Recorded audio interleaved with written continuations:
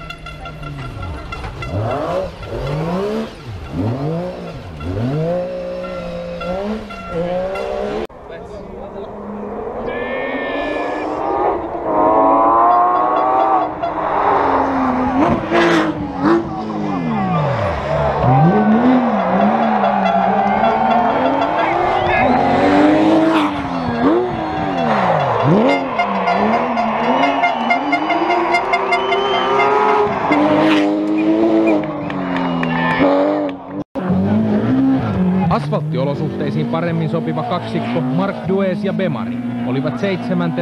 Ajo oli näyttävää, mutta sinne niitä kallisarvoisia sekuntejakin taisi hukkua.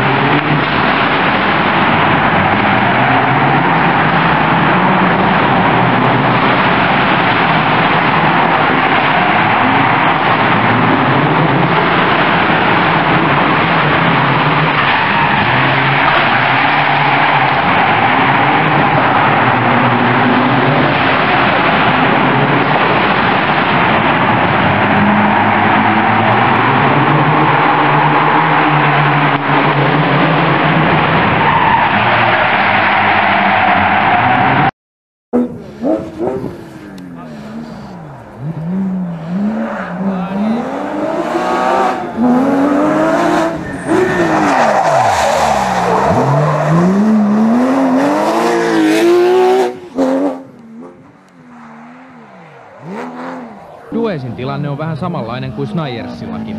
Eteen ja taakse on matkaa vaikka kuinka paljon, joten ainoana ilona on enää nautiskella takavetoisen leveistä ajolinjoista, tosi 6.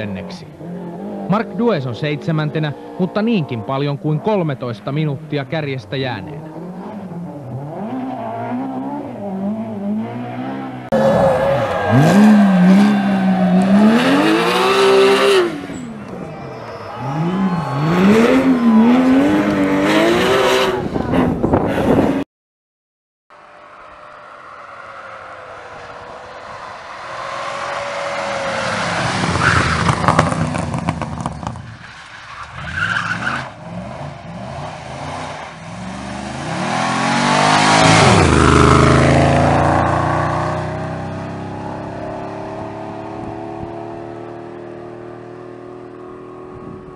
Oli vain muutamien sekuntien luokkaa.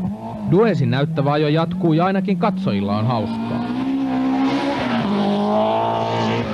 Belgialaisesta. Marc Dues edelleen 7. ja ainoana mahdollisuutena on muiden keskeytysten myötä kivuta ylös tuloslistoille. Marc Dues oli 8.